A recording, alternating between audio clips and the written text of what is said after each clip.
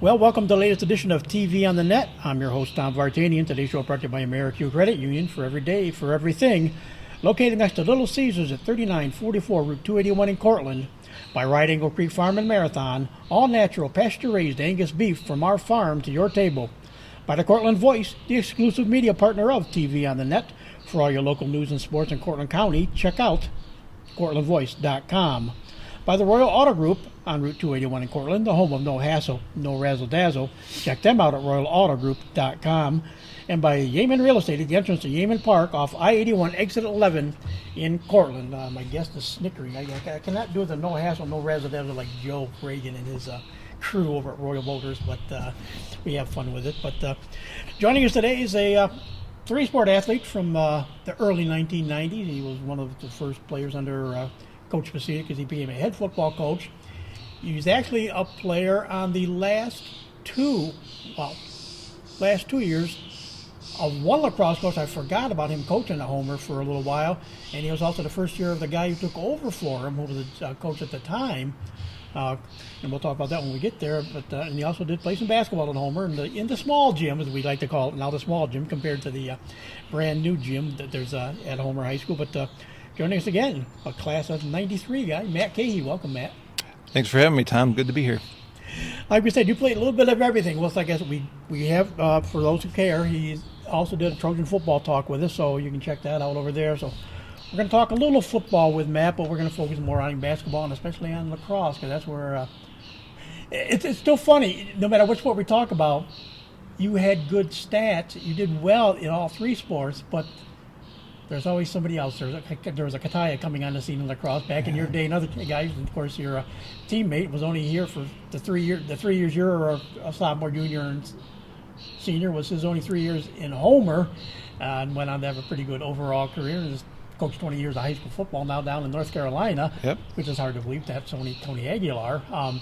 But do you look back at that? Just like I said, you had highlights here and there, but you were, and I always looked at myself and said, I was never the star on any team I played for. I was always like a role player. I had my roles. I knew what I had to do, and I did that. Yeah. When you look back at everything at Homer, would you kind of say that's kind of where you were? Absolutely. I was, like we were talking earlier, I was the utility guy. So, I did what needed to be done. Support, I would say that as well. Lacrosse-wise, my senior year, Matt Caughey played with us, and just phenomenal lacrosse player, and could basically just score whenever he wanted to. And you mentioned Tony, another great athlete, and another workhorse. Had the speed, and we'd give the ball to Tony and just let him outrun everybody, and yeah, so my career all through Homer and basically every sport I played is, I was the support guy, and, I didn't score all the goals, and I didn't score all the touchdowns, and, I'd pick up some goals here and there and touchdowns here and there, but, I would be the one that would, play defense and, support the other guys that, did all that stuff. As in football, it's kind of funny. But people don't know he was, especially in his senior season of the fall of '92. He was one of the Tony and three Matt's backfield. He had Tony Aguilar, of course, as one of the seniors, and it was Matt Caughey, Matt Caughey, and Matt Ferguson on football. And then in lacrosse, you're kind of between two of the more famous Matts in lacrosse history, between Matt Ryder and Matt Caughey. Yeah, Matt was actually in my older sister's grade, and again, kind of, he went to Syracuse and did well there, and again, Matt Caughey did the same thing, and myself, I was kind of in between, and, had a decent lacrosse career, ended up, playing Division III, but yeah, stuck right in the middle of, those two guys. It's kind of hard to, stand out. For sure. So we'll start with a little bit youth sports. As we had talked about on the football side of things before, you played youth football. Did you get involved with like the youth lacrosse program or anything else that was going on when you were growing up in your younger days? Yeah, when I was a kid, that's all there was to do in Homer is sports. So I played small fry football, and I played little league actually up until like fourth grade, and then in fourth grade I started playing lacrosse through the rec league. So from fourth grade on up through, I'd play in the rec league and junior high and JV and varsity for lacrosse. Even basketball, they had a Saturday morning, they call it biddy ball. Actually, Coach Belduff put it on. So, as a kid, I'd go in the Homer gym and, we'd play, I don't know, I can't remember, 3-on-3 or whatever it was as a 10, 12-year-old kid. And as you got older, it's all around us, Cortland, when I was in high school, would have a summer league basketball. Homer's, rec league and lacrosse attracted all sorts of athletes. As far as, Cortland players would come down, and, you're playing with guys, I've seen Matt Ryder, Matt Kataya, but not, the Roos brothers, the Riley brothers, Dan Caughey, Dave Caughey, Todd Stratton, just a wealth of talent, in Homer as far as lacrosse is concerned. We talked earlier about tradition and football, but just as well as lacrosse. We had a lot of athletes from such a small community do so well in a sport. We had, a handful of people that went on to, Syracuse and performed pretty well there. So yeah, growing up, that's what I did is, we joined this program, joined that program, and just played basketball and football and lacrosse and baseball and little league. So. And of course, in football, those your two varsity seasons, fall of '91 to fall of '92, 4-4 the first year, 5-4 the second year, and like we said, you played behind two guys that go down as very good quarterbacks in Homer football history. Your junior year of '91, that was Mike McGrath's senior year, and then the next year you got a junior who went on to have a good 2-year career, Gary Loudon. Yeah, I was blessed, to have those two guys, lead the offense. And, my junior year when Mike was a senior, he had been the quarterback for the program for 3 years, at least 3 years. I don't know if he was there as a freshman, but, so he was very experienced, and he, led the offense, like a general.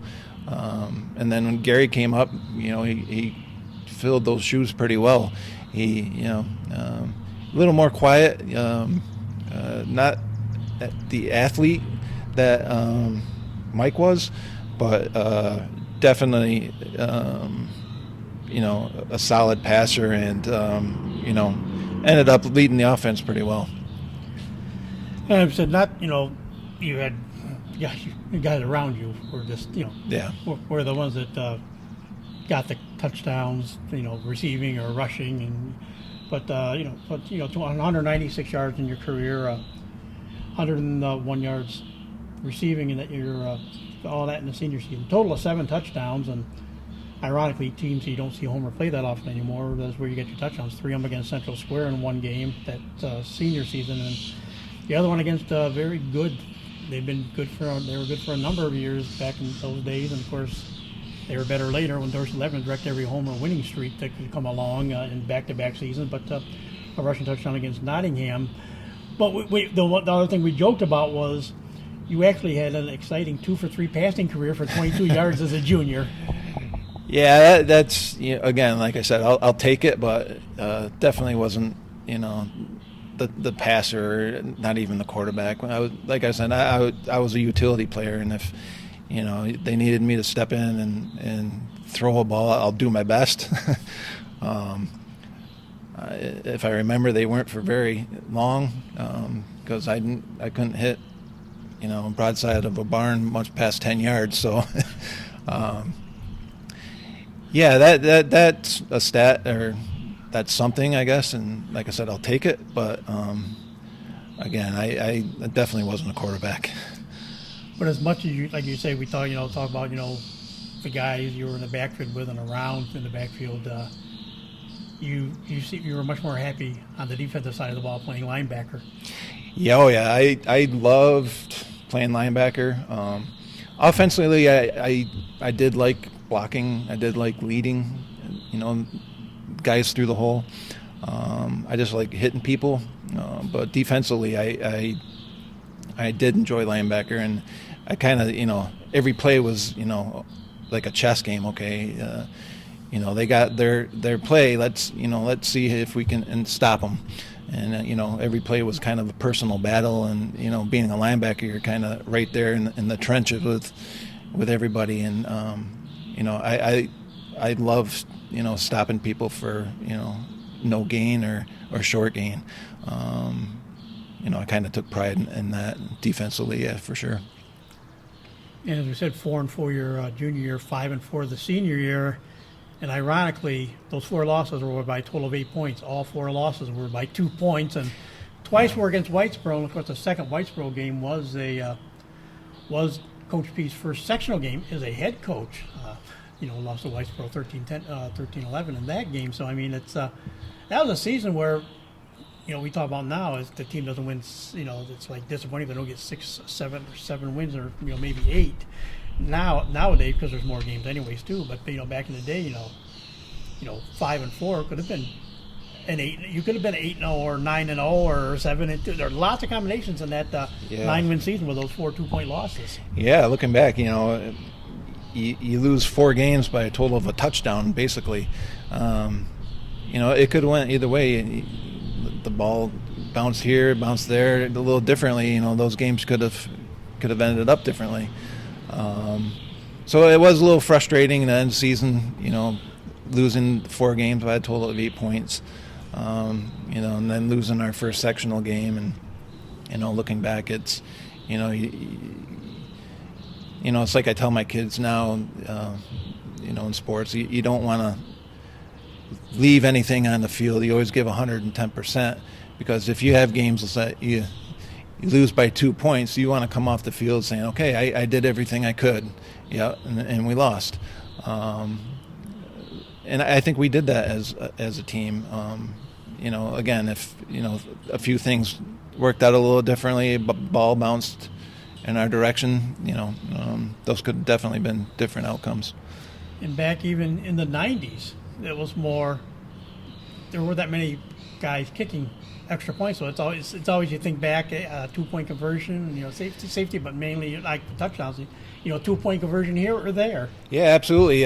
We actually did have a kicker on our team with Rich Edwards, ex-soccer player that came over and played football for us. And I remember one game, one of those games we lost by 2. We had a late field goal try, and he ended up missing it. But it's not Rich that got us to that point. It's a team effort. What if we scored 2 other touchdowns early in the game?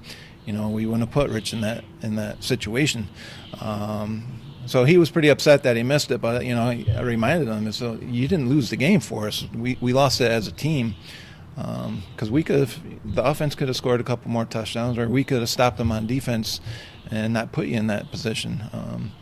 But yeah, for the most part, your 2-point conversion was the way it was back then. So once football seasons are over, it's into basketball, and of course Homer has recently got a team that went down deep into sectionals. It was they had a good year just a couple seasons ago, but it's been one of those programs that everybody kind of refers to it. It's the season between football and lacrosse more than anything. Also football to baseball to some, but that's kind of that season in between the two. And you were back, of course. Now we can call it the old small gym, which was more like watching the movie Hoosiers. The gym was, but you had a couple years there, and I believe Pat Dugan was your coach. Was the coach back in those days. What were your what can you remember from your days of playing basketball with Homer? But yeah, like you said, it was in the small gym, and Coach Dugan was our coach, and a lot of same people played basketball. Tony, Gary Loudon. Some other players, and my memories of basketball is we'd just go out and we'd try to have fun. We weren't the best team. We weren't the tallest team. Obviously, I was one of the tallest kids on the team, being 6'2". But, like you said, for me, it was a sport that was in between, football and lacrosse. And, I enjoyed playing it, and I enjoyed, that group of guys. Scott Reef and, Aaron Tonelli and myself, Dan O'Connell, Tony, like football and like lacrosse, it was a group of guys that got together and had fun playing a sport. And Tony recalled too. I said, "Yeah, we had to rely on speed because we weren't tall. We weren't tall. We weren't a tall team at all."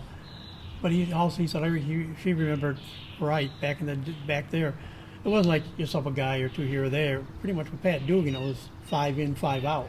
Yeah, he started have his starting 5, and then the next group of 5 would come in for a little bit. Occasionally he would sub 1 or 2 guys out at a time, or but for the most part he always started the game. You got your starting 5, and then next 5 in a few minutes later, which was great, and that's the way he coached, and that's the way we played, and had a lot of fun doing it. And we forgot to mention it during football, of course, against Cortland in football. It was a nice 2-0 run, a couple of shutouts during your 2 seasons on the Cortland side and that side. Basketball has kind of been a little bit different. It's been more of a Cortland dominated sport more than anything, so but you can never forget, even though if you played over at Schaefer Gymnasium at Cortland, or you played here, like we said, in the small gym that was Homer at the time. They'd opened the partition. You'd have the balcony seating kind of, but Cortland Homer, it was always a packed crowd. It was unique because it was all on one side of the court, because you guys were with your back against the wall, barely out of bounds on the other side where the team benches were. Yeah, we barely had enough room to sit on the bench. Our feet would have to be right in front of us, so we weren't on the court. But yeah, that was something. They didn't open that top very much because, like you said, our team was mediocre. But when Cortland came to town, or we went there, we always got the crowd, and we'd have to open that up upstairs, and that again, we were talking earlier about football and how the whole community comes to that was the same thing, but you have 2 communities coming to one game, and in that gym you just packed everybody in there. So yeah, definitely things to remember 30 years ago is how packed we'd get that gym for those games. I'm gonna say, what was it like playing? That's like I said, that's one of those where you would have the full vocal crowd from both Cortland and Homer, all in this narrow confined space, and the walls are just everything echoed off the walls. Yeah. What was it like playing in those games? Honestly, you didn't really notice the crowd because you're in the middle of a game, and you have your assignments and your roles. But the whistle blows, and you kind of look, and it's just you're in awe because of how many people you pack in there. Like I was saying, on one side you barely have enough room for your feet, and then the bleachers came right up, and then we had cheerleaders, and they would take up 3 or 4 feet from the court to the bleachers. So there was more than one time where a ball's bouncing out of bounds, and we're going diving for it, and the cheerleaders are scattering, and you'd end up in somebody's lap, and 2 rows deep. It was just one of those things that you knew you're going to take the hit diving into the stands because they're right there. But nothing was like the Homer Cortland game where you end up in somebody's lap. Well, I always remember when you played basketball, you had inbound the ball, you had to give the guy 3 feet. Where it wasn't 3 feet in front of the benches, or it was really barely 3 feet on the end lines, and like you say, to bring the cheerleaders were in the 3 feet from the first Yeah. row of bleachers to the court, so there wasn't a lot of out of bounds area anyways. Yeah, that's a good point. You know, they would have to clear people, and if there was over by our bench, we'd have to get off the bench and move down the way a little bit. So the guy taking the ball out of bounds had some room. But yeah, it was something playing in that gym, I for sure. Of course, in the spring, again, another, you got your third sport, and you had played 3 years of lacrosse, and again, it was one of those, actually a kind of a year time of transition. Like I said, when I started looking back and realized who the coaches were, your first 2 years, your sophomore and junior years on varsity, was Dick Penoyer, who went on to coach over at Cortland. Had a real good career coaching girls basketball over there and coaching physical over there. But Dick Penoyer was your first lacrosse coach. Yeah, he's a unique guy. He wore his emotions on his sleeve, so to speak. So if you screwed up, you heard it from Coach Penoyer. A great guy. I got along with him. We played for him, and just wholeheartedly up and down the sidelines, totally involved in the game. Yelling, certain instructions out on the field. Yeah, a good guy.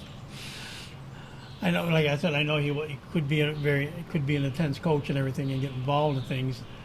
I don't know if you could equate him to. He was probably still your gym teacher at this time. You probably couldn't equate him to Matt Ryder's stories about lacrosse practices were out at the county airport. They draw some lines out there, and a lot of their practices used to be at the county airport with Jim Luxinger, which meant he got to be away from everybody else, that he could scream at them in all sorts of language. Where it's funny you mentioned that, because we practiced. We're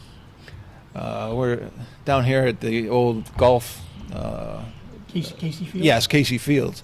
So yeah, we practiced down there, and we were by ourselves down there. So yeah, he was very vocal. All positive, and but definitely wore his emotions on his sleeve. Yeah, and of course Casey Fields, where until Butsfield got turfed back between like that 2004 and 2005, 2005, Casey Fields, where soccer teams played, lacrosse teams played down there, and it was a unique little area out there, between the Tioughnioga River and the creeks and I-81.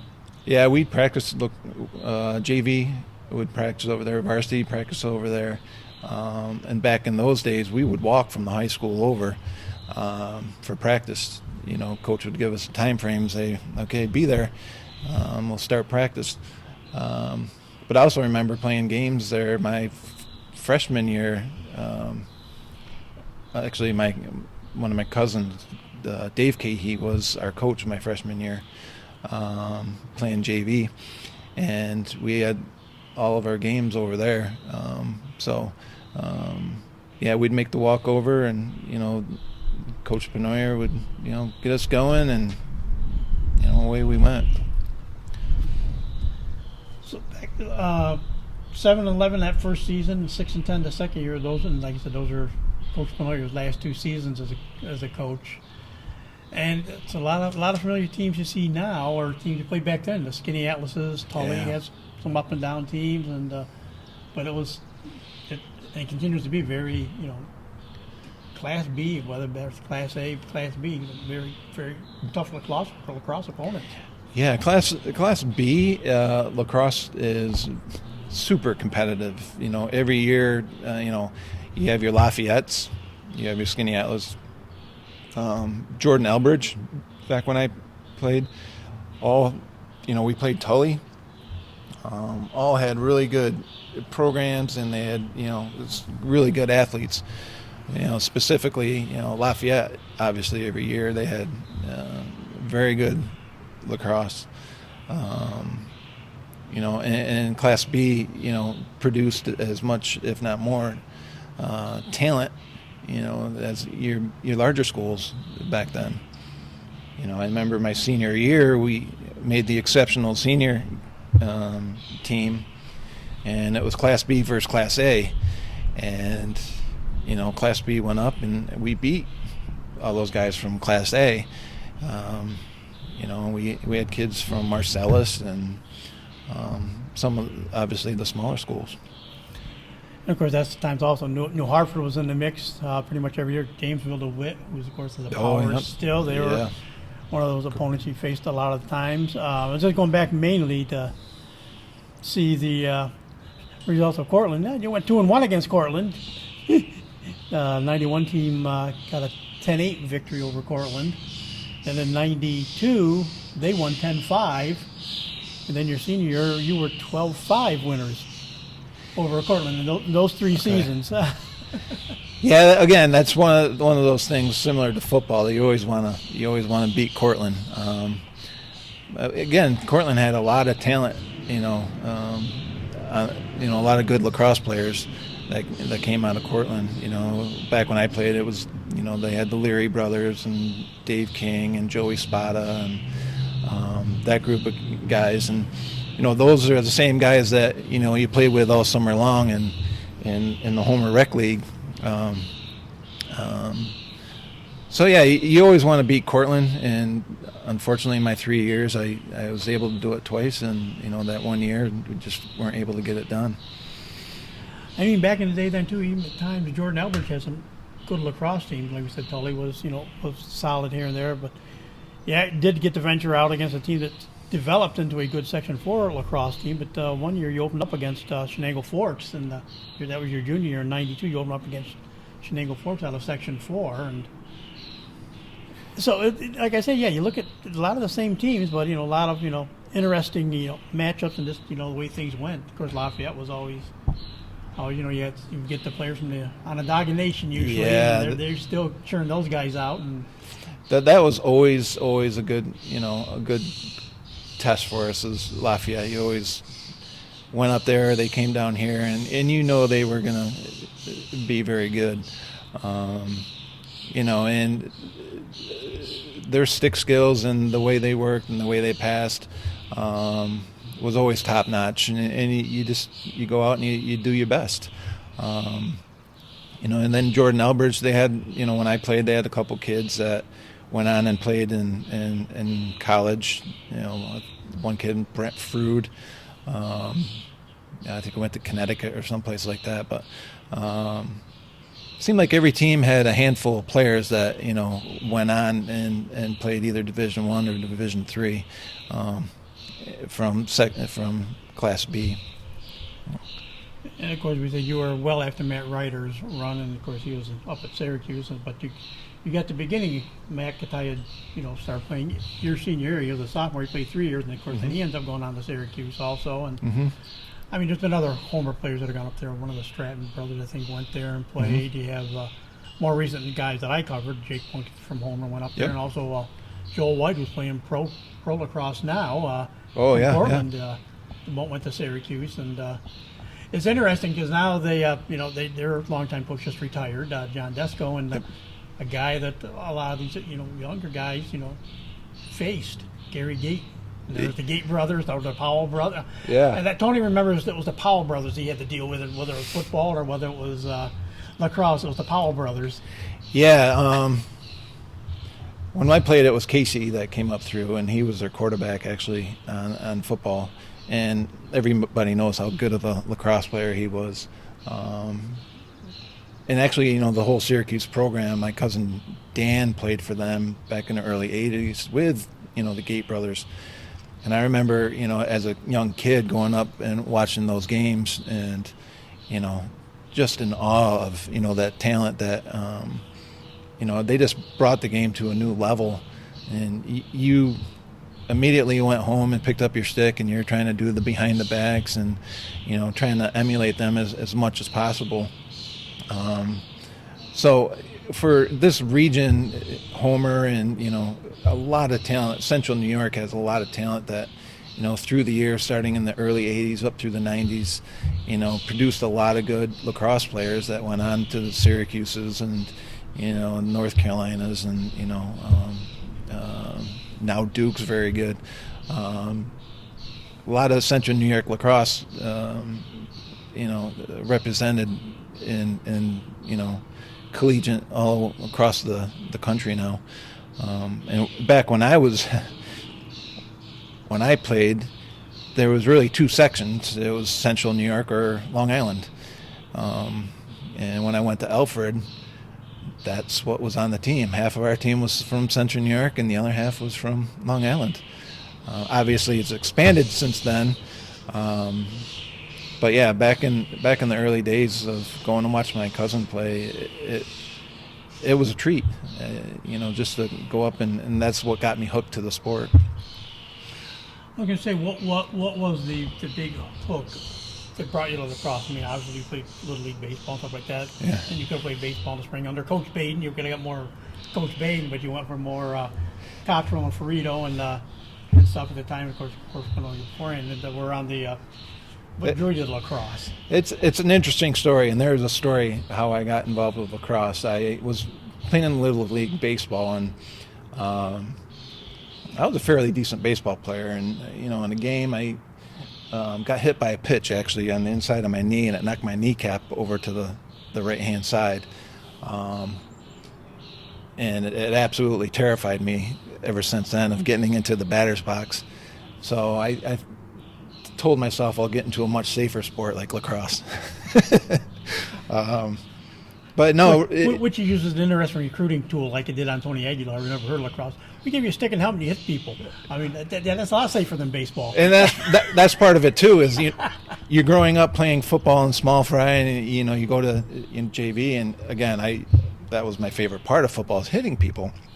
And you find that out about lacrosse, and like, oh yeah, that's interesting. You put a helmet on just like in football, and you get the shoulder pads on just like in football, and obviously the rules are a little different, but so that was an aspect, the whole getting hit by the pitch, and the final thing is, we have family reunions where my older cousins would bring lacrosse sticks to those, and here, try this out, and they'd show me kind of fancy ways to pick up the ball, and and that's kind of what hooked me. And then again, with a lot of my friends getting into it early on, 4th, 5th grade, a lot of us played at rec league, and just that companionship, and being a lacrosse player with all your friends, and hanging out with a group of guys that you really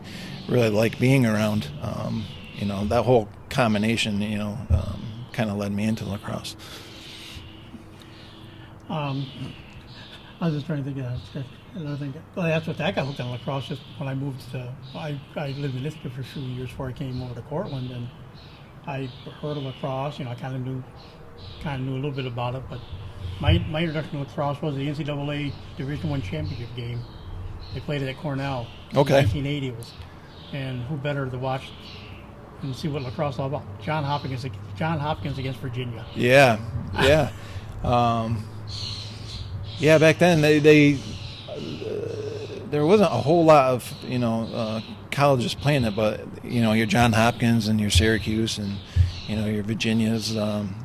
You go watch those games, and it's just next level, and how much talent there was, or it still is, and how the sport's evolving into what it is today, and in my opinion, lacrosse is a total athlete. You run, you catch. It takes both hand-eye coordination. It takes your right hand and your left hand. You got to be a smart athlete. It's just one of those games that it's a lot of fun to play, and they play it in different venues. There's field and there's box. Growing up, we played box right here by the tennis courts, or in the tennis courts. And I was lucky enough, to have guys older than I am, like your Matt Reiters and the Roos brothers and the Riley brothers, and that kind of learned from them.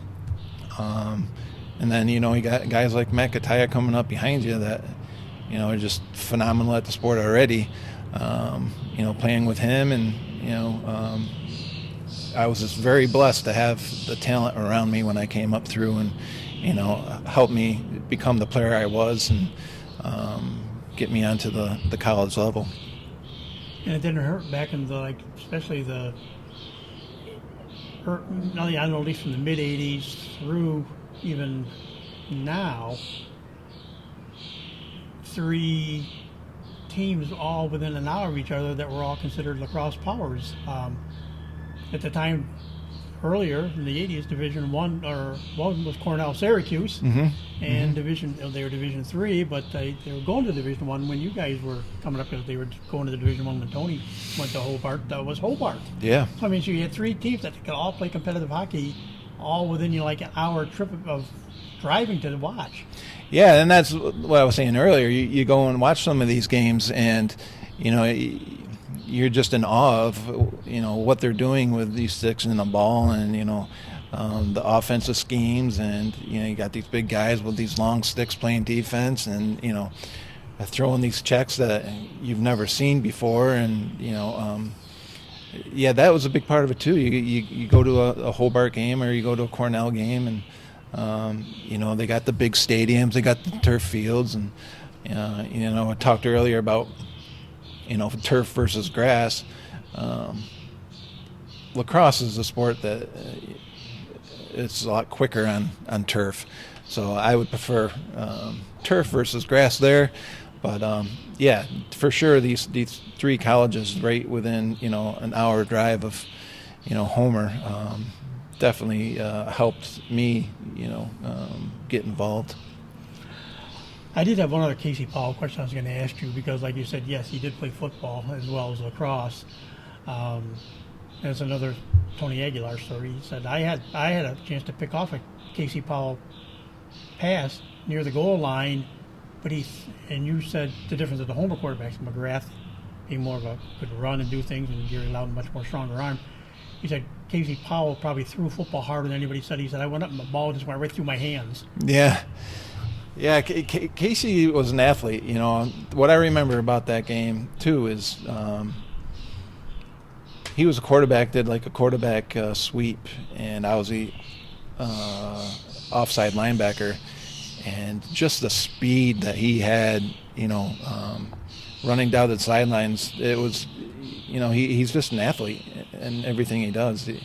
I'm not sure if he played basketball or played a third sport, but football, yeah, I can't attest for his arm like Tony can, but definitely an athlete as far as running, and lacrosse, we all know how well he did with that sport. We said for your career, 85 points in your career, 66 goals, 19 assists, 3 years. Like we said, we kind of joked you're between the 2 Matts that went on to Syracuse and won national titles at Syracuse. But a couple of your guys that are up on the upper part of the scoring list, not necessarily but to your team is Derek Goddard and Jason Stearns, excuse me. Yeah, Derek actually went to Nazareth, so I played against him, in college quite a bit. Actually, on my recruiting trip, I stayed with Derek there at Nazareth. Again, both of those guys played with him in summer league, played with him all through high school. I don't think Jason went on to play in college, but I'd always see Derek at least once a year. In college, we'd face them, and Nazareth actually had a really good team.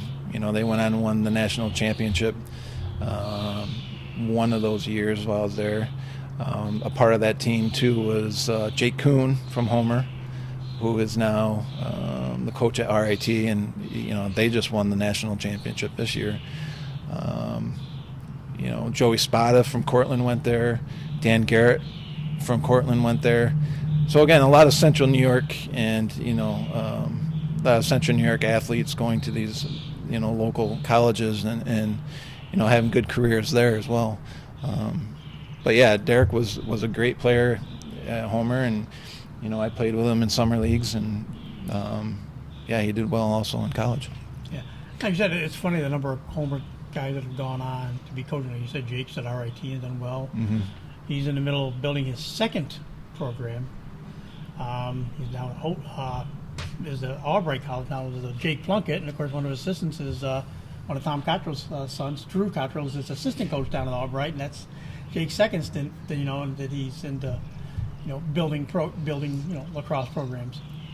Yeah, it's quite amazing. We were saying earlier how small a community this is, but the amount of athletes that have come out of here and moved on to the collegiate level, and now these guys that are moving on as coaching, Jake Plunkett and Jake Kuhn, and you got Tony, down in North Carolina. He started football coach down there, and I guess he started their lacrosse program down there. He's coached some other sports, golf.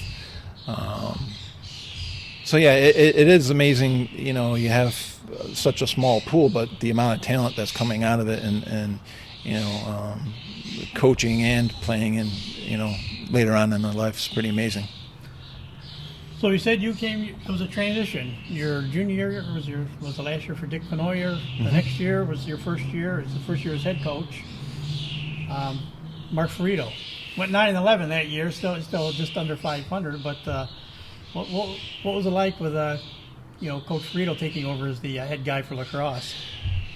It was night and day, really, because like I was saying, Coach Penoyer would wear his motion on his sleeves, and Coach Ferrito was more of a sit you down and talk to you kind of guy. He and Coach Cottrell, they loved the game so much. Coach Ferrito actually played at Alfred, where I played. Did very well there. Held a lot of scoring records there. But he treated it like football. Each person had their job, and you went out and you did your job, and that's what the expectation was. And you wanted to do well for him.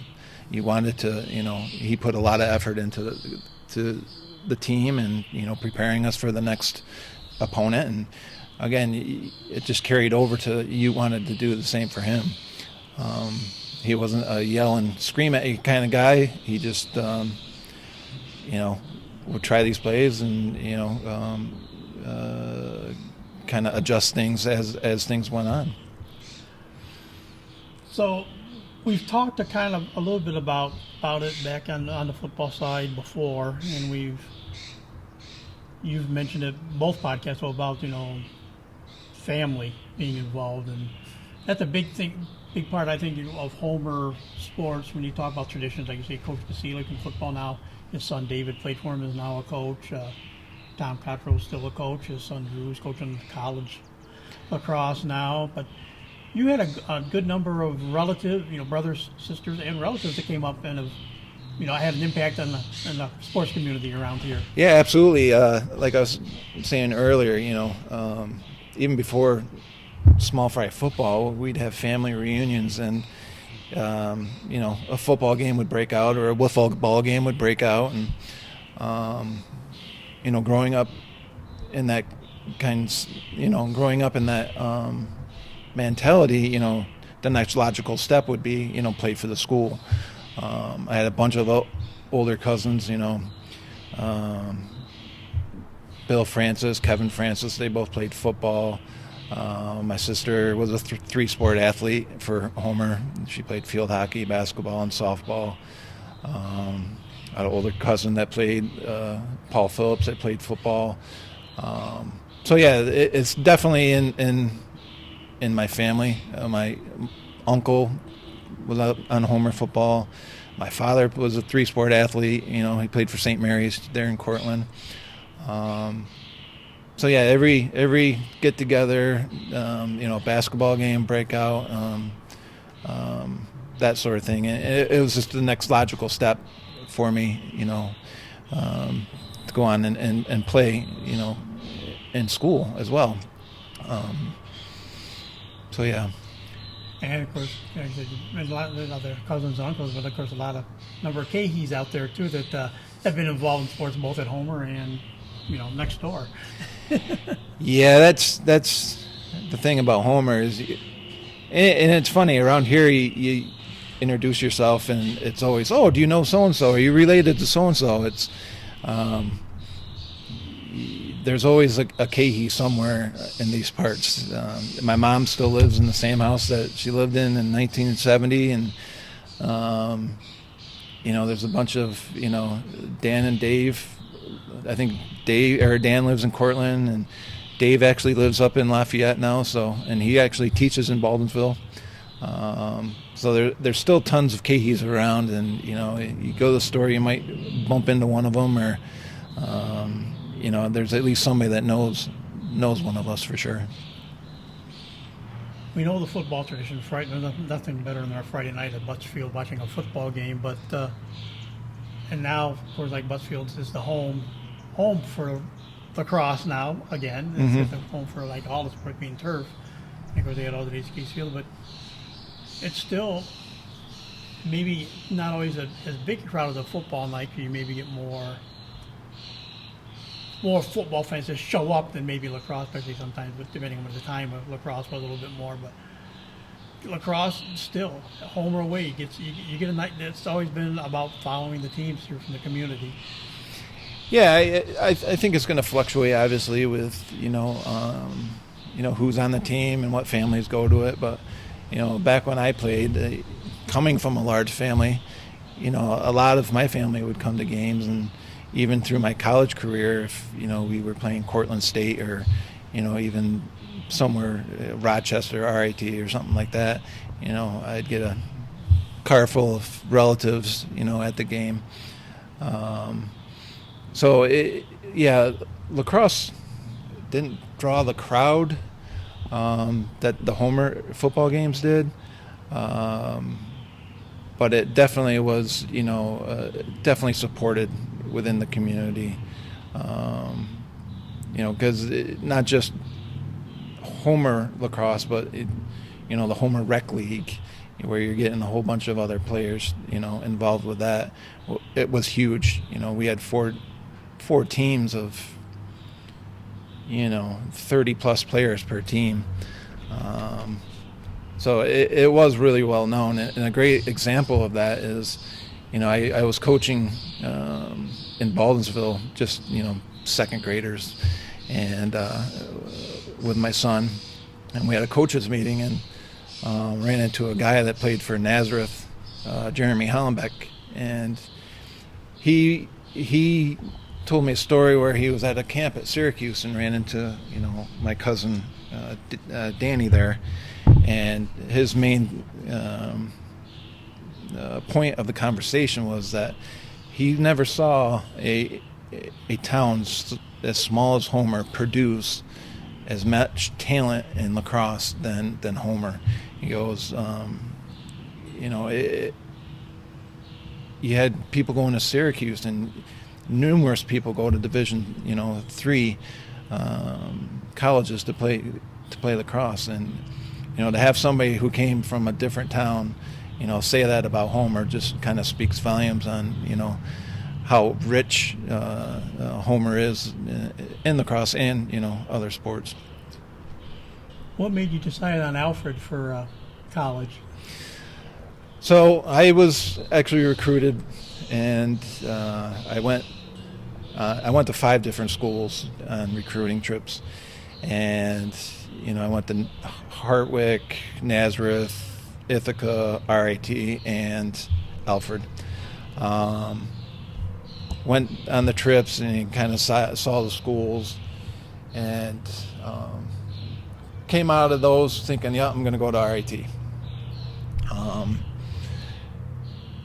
And then, financially, some of the packages came back, and, Alfred was able to give me a better financial package. And I like the small community of Alfred. I don't know if you've ever been, but it's a lot like Homer. There's not much there, and, I'm a small town guy, I'm not into, big, huge crowds of bustling streets, and it's a small university. Your class sizes were small. They weren't much over 20-25 kids.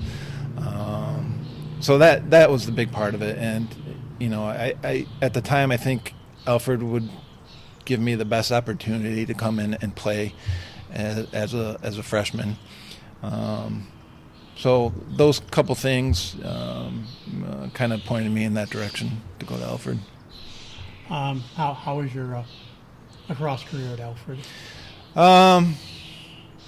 So it was interesting because when I went there, it was under Coach Al Brown, and Al at the time, a legend.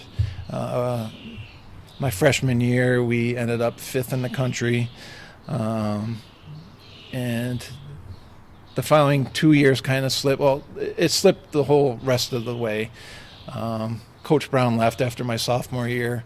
Again, I was much the athlete I was here. I wasn't the goal scorer, or by my senior year, I was more of a defensive midi. I might have had a dozen goals all year round. So I wasn't the superstar, but I was more defensive focused. After Matt Kerwick came my junior year, and ironically enough, Matt was from Hobart, and he won 4 national champions as a player there, came to Alfred, and coached my last 2 years there. So again, not a huge standout. I went out and did my job, and got the ball to people that were the scorers, and more of a defensive specialist than anything else there. I know Tony sent me a picture of him playing against Matt Caughey when he was at Hobart, and Matt played for Syracuse. Then he talked about playing different guys, and of course Tony played football. It was interesting, football and lacrosse, both at Hobart. Division B. Good lacrosse. At the time Hobart was. Did you ever get to play against Tony at all in Hobart? We played Hobart once, and I can't remember I think it was early on, maybe in the fall, when we scrimmaged them in fall ball, and he wasn't there, so I think he was playing football at the time. Being a 2-sport athlete it's a lot, and I was recruited to play some football for some schools, including Alfred, and on my trip, I talked to the football coach, and me being the size that I am, not very, back then I weighed 170 pounds, linebacker at Homer. I was much too small for a college linebacker, and I didn't have Tony's speed, so I couldn't play defensive back. So I decided to, focus on lacrosse, and I never did get an opportunity to play against Tony. Okay. Is there a game or two during those college days that stands out that you remember? Actually, my senior year, we played Nazareth, who was undefeated when we played them, and they came to Alfred, and Jake Kuhn was playing for him at the time, and he was their goalie.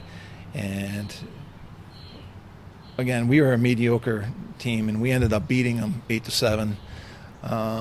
So that was a good highlight. I ended up scoring 2 goals and had an assist in that game, and turns out we ended up drawing them our first round of the playoffs, and they made it very clear who the better team was in that first game. That definitely stands out as one of the top memories, because at that time you had a whole bunch of people from Central New York on that team that you're playing against. I'm trying to think if there's any other specific games. Not real specific. I remember playing at Cortland State in that stadium, and just having, the family down there and watching me play down there. And specific, our goalie was out of the cage, and they dropped the ball, and the other team got the ball, and I decided just to jump in the cage because our goalie was way out, and they ended up shooting on it, and I saved it with my glove, actually. And then we cleared the ball, and we ended up going down and scoring. So just little moments like that, I do remember. But there's, for the most part, again, my college career was just more defensive orientated than, even back in Homer, I scored a lot more goals than I did in college. So when you look back at everything here at Homer, like you said, good football career, good football career, good lacrosse career, good basketball career considering what basketball has been here at Homer. But outside of sports and everything, what's your favorite memory and what do you take away from growing up in the Homer community? You said it right there, the community itself. You grow up in a small town and everybody knows everybody, and you need a cup of flour. You go over to your neighbor's house and you get the flour, and you want to play a game of kickball. You get the neighbors together and you go out back somewhere. You play some kickball or some wiffle ball or whatever the case may be. So my fondest memories are just that. We would play football in the middle of February. We'd go up to the high school and we would mark out the lines in the snow of the field, and get end zones, and call up 6 or 8 guys and play football. So growing up in a small town allowed you to do that, and growing up in at that time in late 80s and early 90s, that's what you did. Obviously times are a lot different now, and I'm in Baldwinsville now, which is a bigger community. But from what I see, the kids just don't do a lot of that anymore. That was my summers, and that was my being outside, and you were involved with small fry football, or little league, or basketball. They had the wrestling program on the weekends, so there was always something to do athletically, and growing up in Homer, you had that to do, and then you had the support to do it with. We mentioned all these different coaches, but the coaches really cared about the athletes and the kids, and their education. Coach Pasilic was really big on, he calls us student athletes. You're a student first, and